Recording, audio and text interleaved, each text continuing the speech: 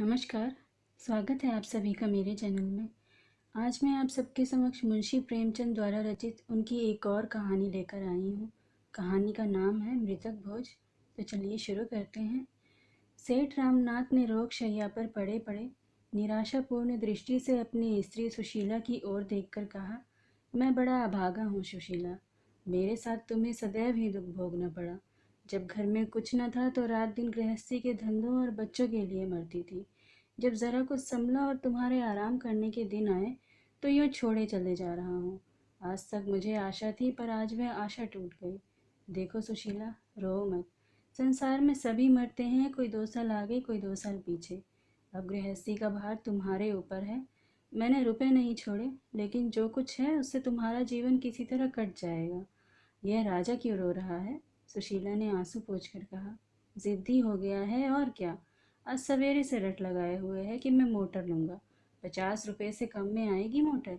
सेठ जी को इधर कुछ दिनों से दोनों बालकों पर बहुत स्नेह हो गया था। बोले, मंगा दो ना एक। बेचारा कब से रो रहा है। क्या क्या अरमान दिल में थे, सब धूल में मिल गए। रानी के लिए एक विलायती गुड़िया भी मंगा दो। दूसरों के खिलौने देखकर धड़सती रहती है। जिस धन को प्राणों से भी प्रिय समझा, वह अंत को डॉक्टरों ने खाया। बच्चे मुझे क्या याद करेंगे कि बाप था। अभागे बाप ने तो धन को लड़के लड़की से प्रिय समझा, कभी पैसे की चीज़ भी लाकर नहीं दी। अंतिम समय जब संसार की असारता कठोर सत्य बनकर आंखों के सामने खड़ी हो जाती है, तो जो कुछ ना किया उसका खेद और जो कुछ किया उस पर पश्चाताप मन को उदार और निष्कपट बना देता है। सुशीला ने राजा को बुलाया और उसे छाती से लगाकर रोने लगी। वह मात्र स्नेह जो पति की कृपणता से भीतर ही भीतर तड़प कर रह जाता था, इस समय जैसे खौल उठा। लेकिन मोटर के लिए रुपए कहाँ थे? सेठ जी ने पूछा, मोटर लोगे बेटा? अपनी माँ से रुपए लेकर भैया के साथ चले जाओ। खूब अच्छी मोटर लाना। राजा ने माता के आंसू और पिता का यह स्नेह देखा तो उसका बाल हट जैसे पिघल गया। बोला, अभी नहीं लूँगा। सेठ जी ने पूछा, क्यों? जब आप अच्छे हो जाएंगे तब लूँगा। सेठ जी फूट फूट कर रोने लगे। तीसरे दिन सेठ रामनाथ का देहांत हो गया। धनी के जीने से दुख बहुतों को होता है, सुख थोड़ों को। उनके मरने से दुख थोड़ों को होता है और सुख बहुतों को। महाब्राह्मणों की मंडली अलग सुखी है, पंडित जी अलग खुश हैं और शायद बिरादरी के लोग भी प्रसन्न हैं, इसलिए कि एक बराबर का आदमी कम हुआ। दिल से एक कांटा दूर हुआ। और पटीदारों का तो पूछना ही क्या। अब वह पुरानी कसर निकालेंगे। हृदय को शीतल करने का ऐसा अवसर बहुत दिनों के बाद मिला है। आज 5वां दिन है। वह विशाल भवन सूना पड़ा है। लड़के न रोते हैं न हंसते हैं, मन मारे माँ के पास बैठे हैं और विधवा भविष्य की अपार चिंताओं के भार से दबी हुई निर्जीव सी पड़ी है। घर में जो रुपए बच रहे थे वह दाह क्रिया की भेंट हो गए और अभी सारे संस्कार बाकी पड़े हैं। भगवान कैसे बेड़ा पार लगेगा। किसी ने द्वार पर आवाज़ दी। मेहरा ने आकर सेठ धनीराम के आने की सूचना दी। दोनों बालक बाहर दौड़े। सुशीला का मन भी एक क्षण के लिए हरा हो गया। सेठ धनीराम बिरादरी के सरपंच थे। अबला का शुभ हृदय सेठ जी की इस कृपा से पुलकित हो उठा। आखिर बिरादरी के मुखिया हैं ये लोग, अनाथों की खोज खबर ना ले तो कौन ले। धन्य है ये पुण्यात्मा लोग जो मुसीबत में दीनों की रक्षा करते हैं। ये सोचती हुई सुशीला घूंघट निकाले बरोठे में आकर खड़ी हो गई। देखा तो धनीराम जी के अतिरिक्त और भी कई सज्जन खड़े हैं। धनीराम बोले, बहू जी, भाई रामनाथ की अकाल मृत्यु से हम लोगों को जितना दुख हुआ है वह हमारा दिल ही जानता है। अभी उनकी उम्र ही क्या थी, लेकिन भगवान की जो इच्छा। अब तो हमारा यही धर्म है कि ईश्वर पर भरोसा रखें और आगे के लिए कोई राह निकालें। काम ऐसा करना चाहिए कि घर की आबरू भी बनी रहे और भाई जी की आत्मा संतुष्ट भी हो। कुबेरदास ने सुशीला को कनखियों से देखते हुए कहा, मर्यादा बड़ी चीज़ है, उसकी रक्षा करना हमारा धर्म है, लेकिन कंबल के बाहर पाँव निकालना भी तो उचित नहीं। कितने रुपए हैं तेरे पास बहू? सुशीला बोली, घर में रुपए कहाँ हैं सेठ जी, जो थोड़े बहुत। वह बीमारी में उठ गए। धनीराम ने कहा, तो ये नई समस्या आ खड़ी हुई। ऐसी दशा में हमें क्या करना चाहिए कुबेरदास जी? कुबेरदास बोले, जैसे हो भोज तो करना ही पड़ेगा। हाँ, अपनी सामर्थ्य देखकर काम करना चाहिए। मैं कर्ज लेने को ना कहूँगा। हाँ, घर में जितने रुपयों का प्रबंध हो सके उसमें हमें कोई कसर ना छोड़नी चाहिए। आखिर मृत जीव के साथ भी तो हमारा कुछ कर्तव्य है। अब तो वह फिर कभी ना आएगा। उससे सदैव के लिए नाता टूट रहा है। इसलिए सब कुछ हैसियत के मुताबिक होना चाहिए। ब्राह्मणों को तो भोज देना ही पड़ेगा, जिससे कि मर्यादा का निर्वाह हो। धनीराम ने कहा, तो क्या तुम्हारे पास कुछ भी नहीं है बहू जी? 2-4 हज़ार रुपये भी नहीं? सुशीला बोली, मैं आपसे सत्य कहती हूँ, मेरे पास अभी कुछ नहीं है। ऐसे समय झूठ बोलूंगी? धनीराम ने कुबेर दास की ओर अर्ध विश्वास से देखकर कहा, तब तो यह मकान बेचना पड़ेगा। कुबेरदास बोले, इसके सिवा और क्या हो सकता है? नाक काटना तो अच्छा नहीं। रामनाथ का कितना नाम था, बिरादरी के स्तंभ थे। यही इसी समस्या का उपाय है। अभी 10,000 रुपये मेरे आते हैं, सूद बट्टा लगाकर कोई 15,000 हो जाएंगे।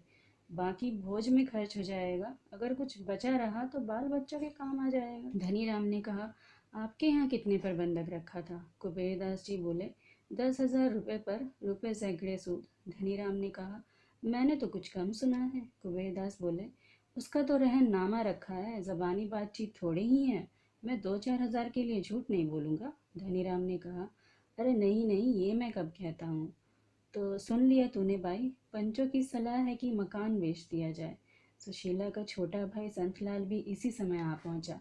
यह अंतिम वाक्य उसके कान में पड़ गए तो बोल उठा, किस लिए मकान बेच दिया जाए? बिरादरी के भोज के लिए। बिरादरी तो खा पी कर रह लेगी, और इन अनाथों की रक्षा कैसे होगी? इनके भविष्य के लिए भी तो कुछ सोचना चाहिए। धनीराम ने कोप भरी आंखों से देखकर कहा, आपको इन मामलों में टांग अड़ाने का अधिकार नहीं। केवल भविष्य की चिंता करने से काम नहीं चलता। मृतक का पीछा भी किसी तरह सुधारना ही पड़ता है। आपका क्या बिगड़ेगा, हंसी तो हमारी होगी। संसार में मर्यादा से प्रिय कोई वस्तु नहीं। मर्यादा के लिए प्राण तक दे देते हैं। जब मर्यादा ही न रही तो क्या रहा? अगर हमारी सलाह पूछोगे तो हम यही कहेंगे, आगे बाई का अख्तियार है, जैसा चाहे करे, पर हमसे कोई सरोकार न रहेगा। चलिए कुबेरदास जी, चले। सुशीला ने भयभीत होकर कहा, भैया की बातों का विचार न कीजिए। इनकी तो यह आदत है। मैंने तो आपकी बात नहीं टाली। आप मेरे बड़े हैं, घर का हाल आपको मालूम है। मैं अपने स्वामी की आत्मा को दुखी नहीं करना चाहती, लेकिन जब उनके बच्चे ठोकरें खाएंगे तो क्या उनकी आत्मा दुखी न होगी? बेटी का ब्याह करना ही है, लड़की को पढ़ाना लिखाना है ही। ब्राह्मणों को खिला दीजिए, लेकिन बिरादरी करने की मुझ में सामर्थ्य नहीं है। दोनों महानुभावों को जैसे थप्पड़ लगी। इतना बड़ा अधर्म! भला ऐसी बात भी जबान से निकाली जाती है? पंच लोग अपने मुंह में कालिक न लगने देंगे। दुनिया विधवा को न हंसेगी, हंसी होगी पंचों की। यह जग हंसाई वे कैसे सह सकते हैं? ऐसे घर के द्वार पे झांकना भी पाप है। सुशीला रोकर बोली, मैं अनाथ हूँ, नादान हूँ, मुझ पर क्रोध न कीजिए। आप लोग मुझे छोड़ देंगे तो मेरा कैसे निर्वाह होगा? इतने में दो महाशय और आ विराजे। एक बहुत मोटे और दूसरे बहुत ही पतले, नाम भी गुणों के अनुसार ही, भीमचंद और दुर्बलदास। दुर्बलदास ने सहृदयता से कहा, तो ऐसा क्यों नहीं करते कि हम लोग मिलकर कुछ रुपए दे दें? जब इसका लड़का सयाना हो जाएगा तो रुपए मिल ही जाएंगे। अगर ना भी मिले तो एक मित्र के लिए कुछ बल खा जाना कोई बड़ी बात नहीं। संतलाल ने प्रसन्न होकर कहा, इतनी दया आप करेंगे तो क्या पूछना। कुबेरदास त्योरी चढ़ाकर बोले, तुम तो बिना सर पैर की बातें करने लगे दुर्बलदास जी। इस वक्त के बाजार में किसके पास फालतू रुपए रखे हैं? भीमचंद ने कहा, सो तो ठीक है, बाजार की ऐसी मंदी तो कभी नहीं देखी, पर निभा तो करना चाहिए। कुबेरदास अकड़ गए। वे सुशीला के मकान पर दांत लगाए हुए थे। ऐसी बातों से उनके स्वार्थ में बाधा पड़ती थी। वे अपने रुपए वसूल करके छोड़ेंगे।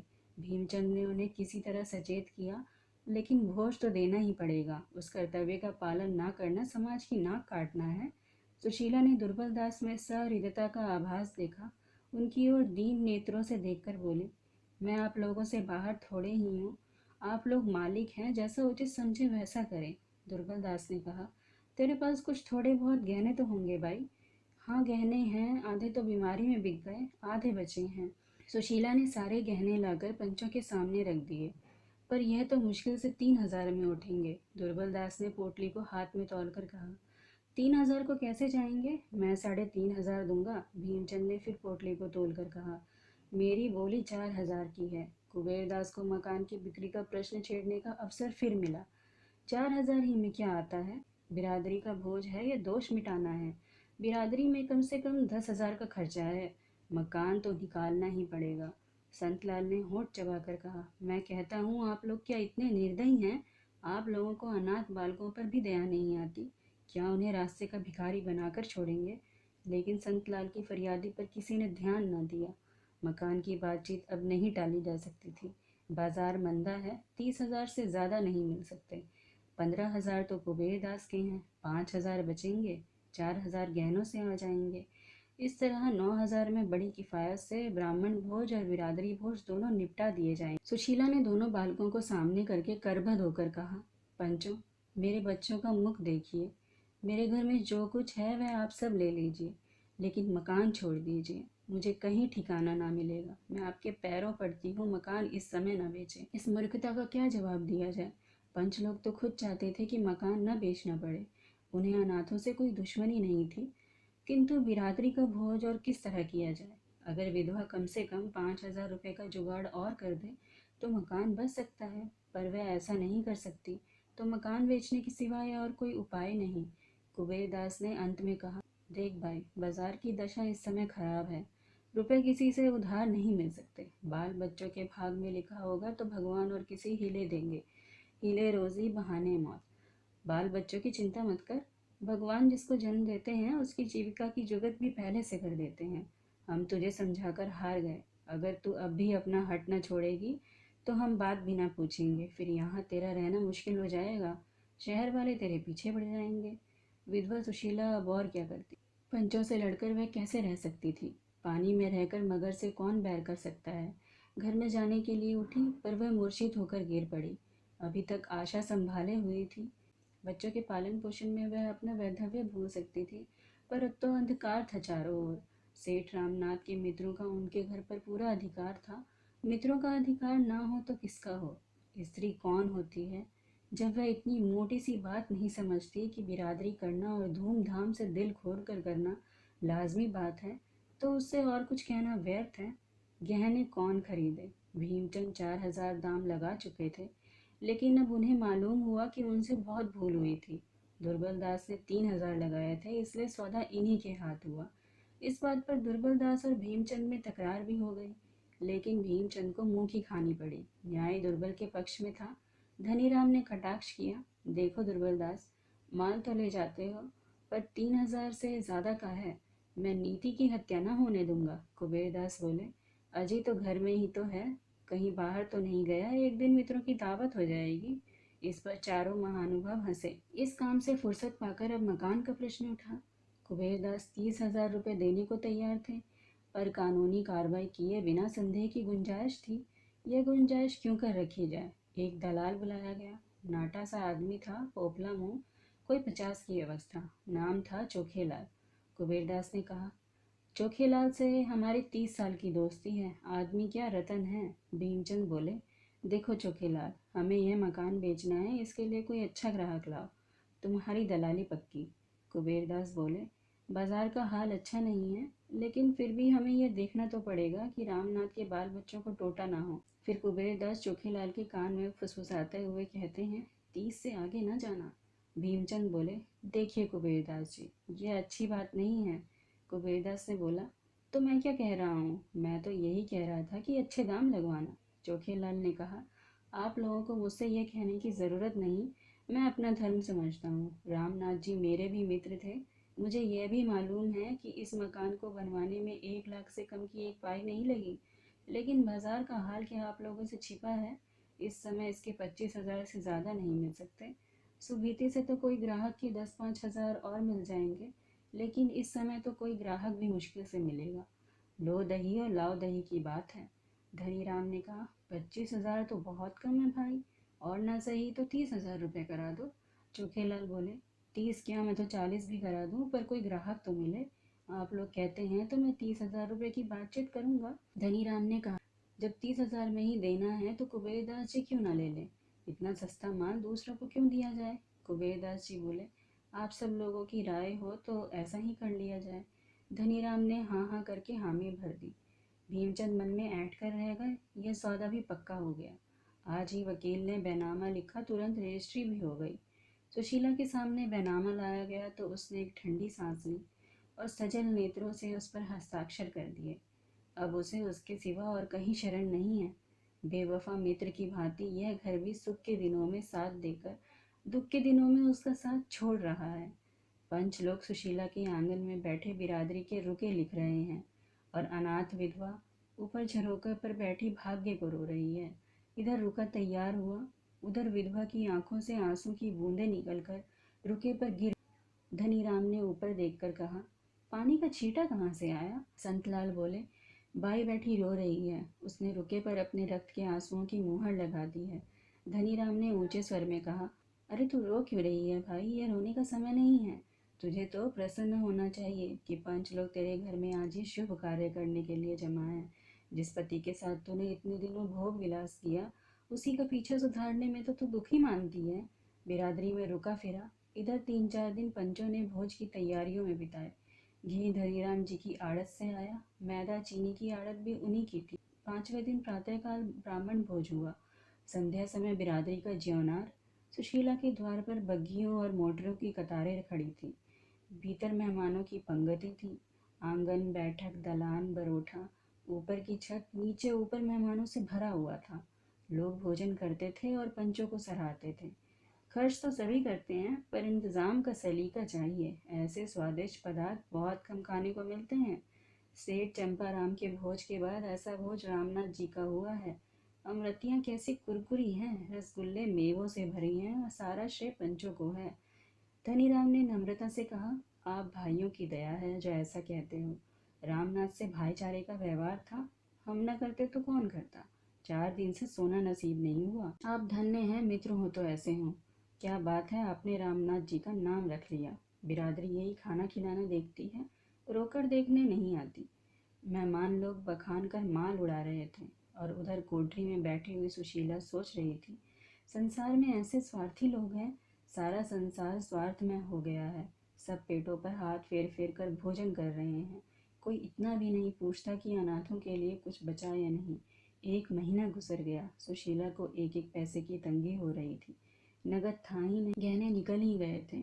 अब थोड़े से बर्तन बच रहे थे। उधर छोटे छोटे बहुत से बिल चुकाने थे। कुछ रुपए डॉक्टर के, कुछ दर्जी के, कुछ बनियों के थे। सुशीला को यह रकमें घर का बचा खुचा सामान बेच कर चुकानी पड़ी और महीना पूरा होते होते उसके पास कुछ भी नहीं बचा। बेचारा संतलाल एक दुकान पर मुनीम था। कभी कभी वह आकर 1 आधा रुपये दे देता। इधर खर्च का हाथ फैला हुआ था। लड़की अवस्था को समझते थे, माँ को छेड़ते ना थे, पर मकान के सामने से कोई खोचे वाला निकल जाता और वे दूसरे लड़के को फल या मिठाई खाते देखते तो उनके मुंह में पानी भरकर आंखों में भर जाता था। ऐसी ललचाई हुई आंखों से ताकते थे कि दया आ जाती।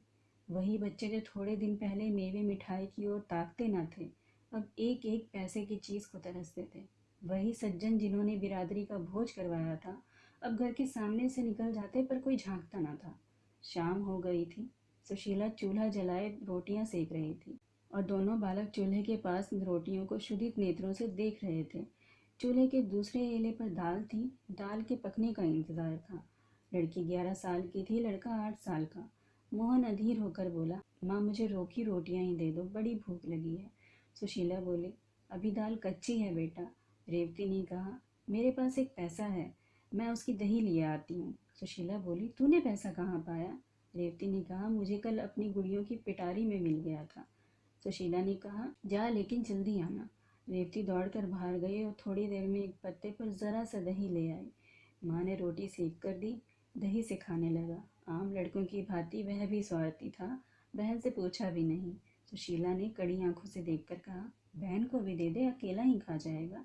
मोहन लज्जित हो गया, उसकी आंखें डबडबा आई। रेवती बोली, नहीं माँ, कितना मिला ही है, तुम खाओ मोहन, तुम्हें जल्दी नींद आ जाती है, मैं तो दाल खाकर सोऊंगी। उसी वक्त 2 आदमियों ने आवाज़ दी। रेवती ने बाहर जाकर पूछा। यह सेठ कुबेरदास के आदमी थे, मकान खाली कराने आए थे। क्रोध से सुशीला की आंखें लाल हो गई।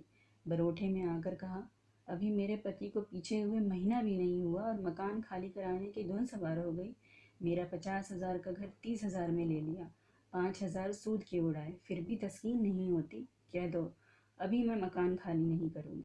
मुनीम ने नम्रता से कहा, बाई जी, मेरा क्या अख्तियार है, मैं तो केवल संदेशिया हूँ। जब चीज़ दूसरे की हो गई तो आपको छोड़नी ही पड़ेगी, झंझट करने से क्या मतलब। सुशीला भी समझ गई।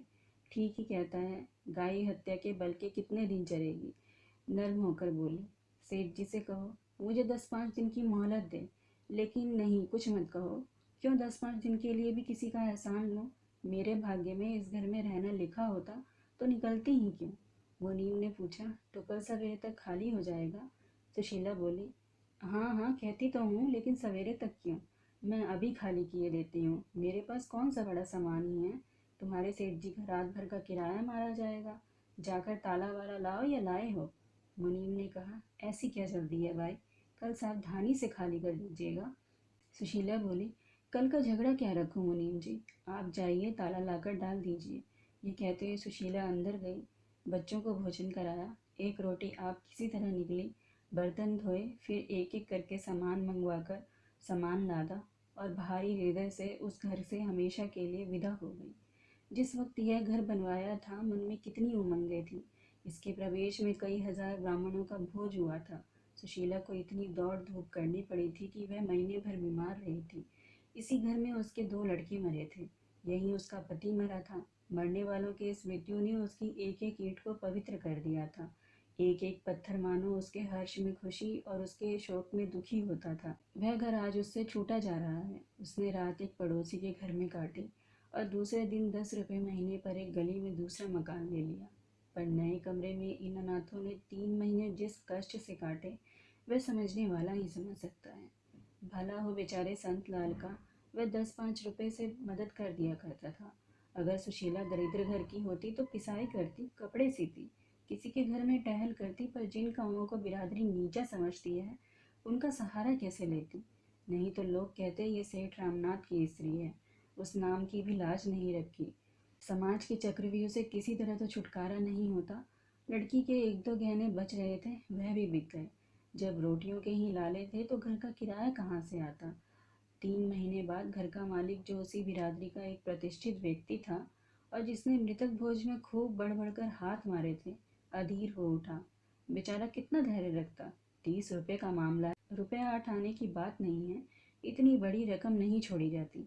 आखिर एक दिन सेठ जी ने आकर लाल लाल आंखें करके कहा, अगर तू किराया नहीं दे सकती तो घर खाली कर दे।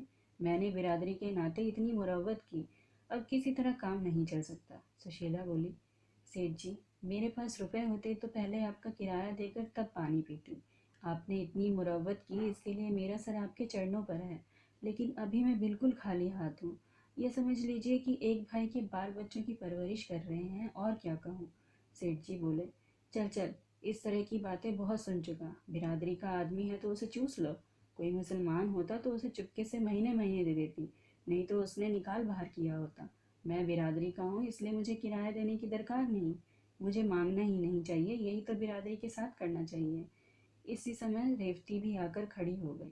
सेठ जी ने उसे सर से पांव तक देखा और तब किसी कारण से बोले, अच्छा ये लड़की तो सयानी हो गई, कहीं इसकी सगाई की बातचीत नहीं की। रेवती तुरंत भाग गई। सुशीला ने इन शब्दों में आत्मीयता की झलक पाकर पुलकित कंठ से कहा, अभी तो कहीं बातचीत नहीं हुई सेठ जी। घर का किराया तक तो अदा नहीं कर सकती, सगाई क्या करूंगी, फिर अभी छोटी भी तो है। सेठ जी ने तुरंत शास्त्रों का आधार दिया। कन्याओं के विवाह की यही अवस्था है। धर्म को कभी नहीं छोड़ना चाहिए। किराए की कोई बात नहीं है। हमें क्या मालूम था कि सेठ रामनाथ के परिवार की यह दशा है। सुशीला बोली, तो आपकी निगाह में कोई अच्छा घर है।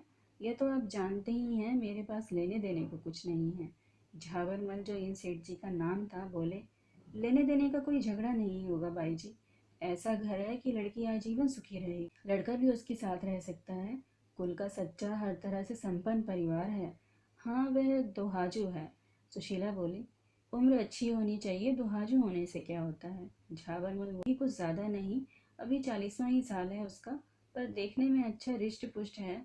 मर्द की उम्र उसका भोजन है, बस यह समझ लो कि परिवार का उद्धार हो जाएगा। सुशीला ने अनिच्छा के भाव से कहा, अच्छा, मैं सोच कर जवाब दूंगी, एक बार मुझे दिखा देना। झाबरमल बोले, दिखाने को कहीं नहीं जाना है भाई, वह तो तेरे सामने ही खड़ा है। सुशीला ने घृणापूर्ण नेत्रों से उसकी ओर देखा।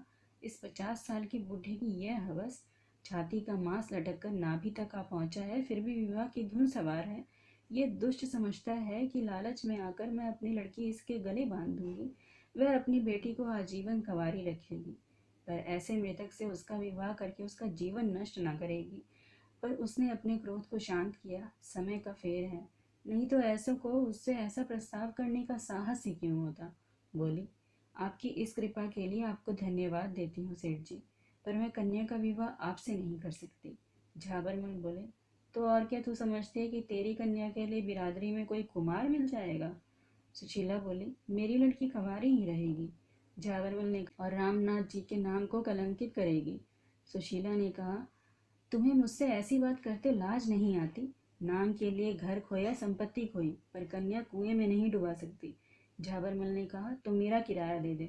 सुशीला बोली, अभी मेरे पास रुपए नहीं हैं। झाबरमल ने भीतर घुसकर गृहस्थ की एक एक वस्तु निकालकर गली में फेंक दी। घड़ा फूट गया, मटके टूट गए, संदूक के कपड़े बिखर गए। सुशीला तटस्थ खड़ी अपनी अधीन की यह क्रूर कीड़ा देखती रही। घर का यूं विध्वंस करके झाबरमल ने घर में ताला डाल दिया और अदालत से रुपए वसूल करने की धमकी देकर चला गया। बड़ों के पास धन होता है, छोटों के पास हृदय होता है। धन से बड़े बड़े व्यापार होते हैं, बड़े बड़े महल बनते हैं, नौकर चाकर होते हैं, सवारी शिकारी होती है। हृदय से संवेदना होती है, आंसू निकलते हैं। उसी मकान से मिली हुई एक साग भाजी बेचने वाली खटकिन की दुकान थी। वृद्धा विधवा निपुती स्त्री थी, बाहर से आग, भीतर से पानी। झाबरमल को सैकड़ों सुनाई और सुशीला की एक एक चीज उठाकर अपने घर में ले गई। मेरे घर में रहो बहू, मुरावत में आ गई, नहीं तो उसकी मूछें उखाड़ लेती। मौत सर पर नाच रही है, आगे नाच न पीछे पर, और धन के पीछे मरा जाता है, जाने छाती पर लाद कर ले जाएगा। तुम चलो मेरे घर में रहो, मेरे यहाँ किसी बात का खटका नहीं। बस मैं अकेली हूँ, एक टुकड़ा मुझे भी दे देना।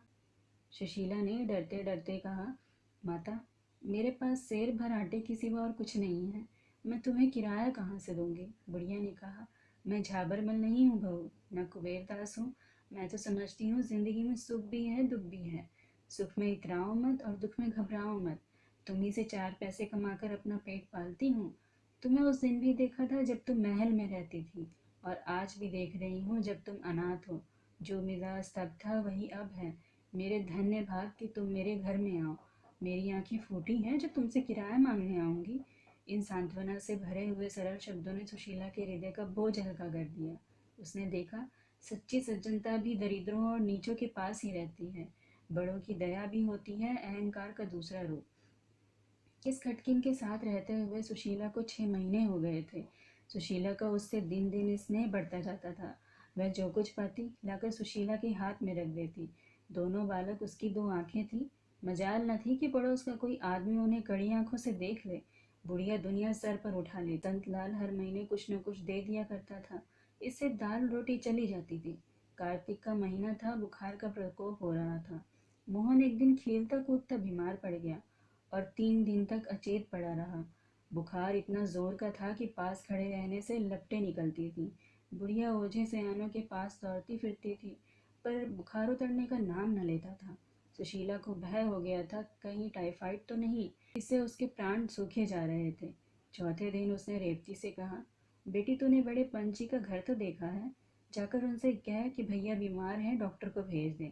रेवती को कहने भर की देरी थी। दौड़ती हुई सेठ कुबेरदास के पास गई। कुबेरदास बोले, डॉक्टर की फीस 16 रुपये है, तेरी माँ दे देगी?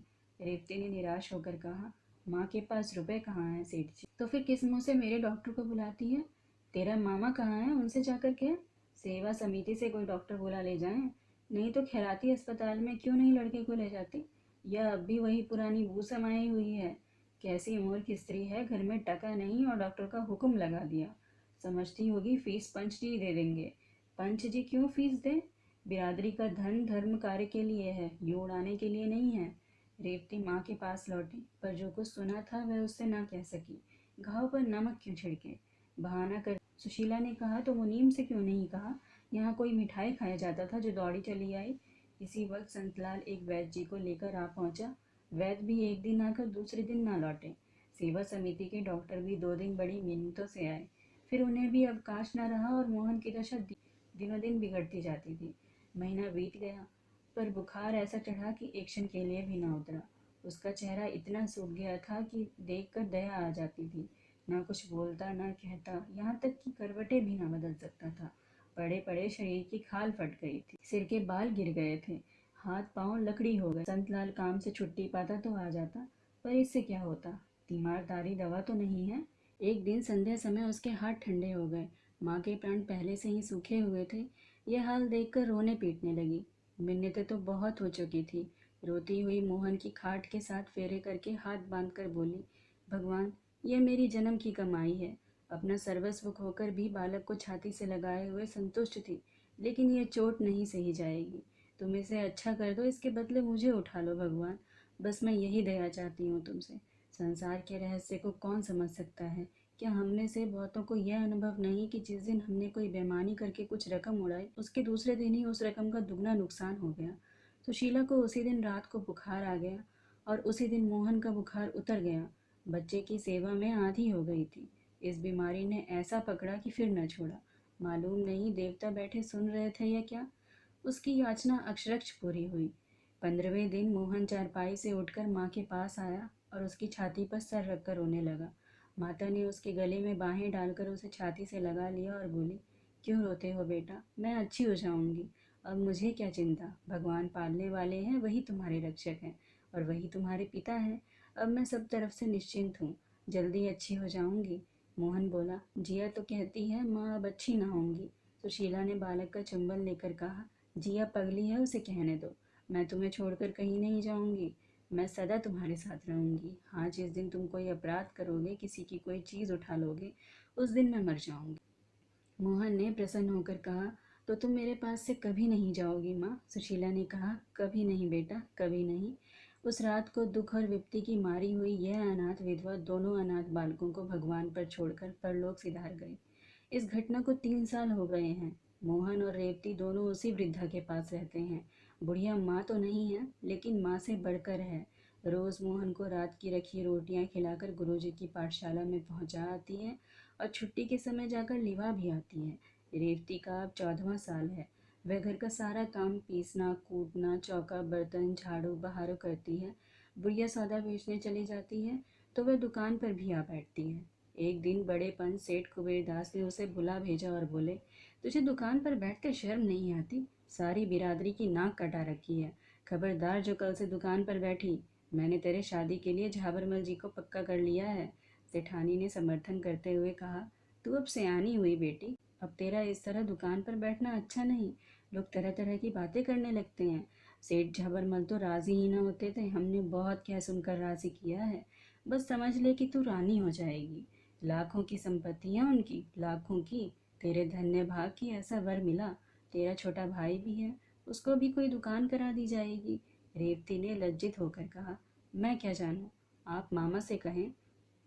सेठ जी ने कहा, वह कौन होता है, टके पर मुनीमी करता है, उससे मैं क्या पूछूं। मैं बिरादरी का पंच हूँ, मुझे अधिकार है। जिस काम से बिरादरी का कल्याण देखूं वही करूं। मैंने और पंचों से राय ले ली है, सब मुझसे सहमत भी हैं। अगर तू यूँ ना मानेगी तो हम अदालती कार्रवाई करेंगे और तुझे खर्च बरच का काम होगा। यह लेती जा। ये कहते हुए उन्होंने 20 रुपए के नोट रेवती की तरफ फेंक दिए। रेवती ने उठाकर वहीं पुरजे पुरजे कर डाले और तमतमाए मुख से बोली, बिरादरी ने तब हम लोगों की बात न पूछी जब हम रोटियों को मोहताज थे। मेरी माँ मर गई, कोई झांकने तक न आया। मेरा भाई बीमार हुआ, किसी ने खबर तक न ली। ऐसी बिरादरी की मुझे परवाह नहीं है। रेवती चली गई तो झाबरमल कोठरी से बाहर निकल आए। चेहरा उदास था। सेठानी ने कहा, लड़की बड़ी घमंडी है, आँख का पानी मर गया है। झाबरमल ने कहा, 20 रुपए खराब हो गए, ऐसा फाड़ा है कि जुड़ भी नहीं सकते। कुबेरदास बोले, तुम घबराओ नहीं, मैं इसे अदालत से ही ठीक करूँगा। जाती कहाँ है ये। झाबरमल ने कहा, अब तो आपका ही भरोसा है। बिरादरी के बड़े पंच की बात कहीं मिथ्या हो सकती है। रेवती नाबालिग थी, माता पिता नहीं थे। ऐसी दशा में पंचों का उस पर पूरा अधिकार था। वह बिरादरी के दबाव में नहीं रहना चाहती थी। कानून बिरादरी के अधिकार की उपेक्षा नहीं कर सकता। संतलाल ने यह माजरा सुना तो दांत पीसकर बोले, न जाने इस बिरादरी का भगवान कब अंत करेंगे। रेवती बोली, क्या बिरादरी मुझे ज़बरदस्ती अपने अधिकार में ले सकती है मामा जी? संतलाल ने कहा, हाँ बेटी, धनिकों के हाथ में तो कानून भी है। रेवती बोली, मैं कह दूंगी कि मैं उनके पास नहीं रहना चाहती। संतलाल ने कहा, तेरे कहने से क्या होगा, तेरे भाग्य में यही लिखा था तो किसका बस है। मैं जाता हूँ बड़े पंच के पास। रेवती बोली, नहीं मामा जी, तुम कहीं मत जाओ। जब भाग्य का ही भरोसा है तो कुछ भाग्य में ही लिखा होगा वही होगा। रात तो रेवती ने घर में काटी, बार बार निद्रा मगन होकर भाई को गले लगाती। यह अनाथ अकेला कैसे रहेगा, यह सोचकर उसका मन कातर हो जाता। पर झाबरमल की सूरत याद कर उसका संकल्प दृढ़ हो जाता। प्रातःकाल रेवती गंगा स्नान करने गई। यह इधर कई महीनों से उसका नित्य का नियम था। आज जरा अंधेरा था, पर यह कोई संदेह की बात नहीं थी। संदेह तब हुआ जब 8 बज गए और वह लौट कर न आई। तीसरे पहर सारी बिरादरी में खबर फैल गई, सेठ रामनाथ की कन्या गंगा में डूब गई, उसकी लाश पाई गई। कुबेरदास ने कहा, चलो अच्छा हुआ, बिरादरी की बदनामी तो न होगी। झाबरमल ने दुखी मन से कहा, मेरे लिए अब कोई और उपाय कीजिए। उधर मोहन सर पीट पीट कर रो रहा था और बुढ़िया उसे गोद में लिए समझा रही थी, बेटा उस देवी के लिए क्यों रोते हो? जिंदगी में उसके दुख ही दुख थे, अब वह अपनी माँ की गोद में आराम कर रही है। आशा है आप सबको आज की कहानी अच्छी लगी होगी। अच्छी लगी है तो प्लीज़ चैनल को सब्सक्राइब, लाइक, शेयर ज़रूर कर दें और बेल आइकन को प्रेस करना बिल्कुल भी ना भूलें, ताकि जब भी मैं एक नई कहानी अपलोड करूं तो आप तक इसकी नोटिफिकेशन पहुंच जाए। तो चलिए मिलते हैं अगले कहानी में, तब तक के लिए धन्यवाद।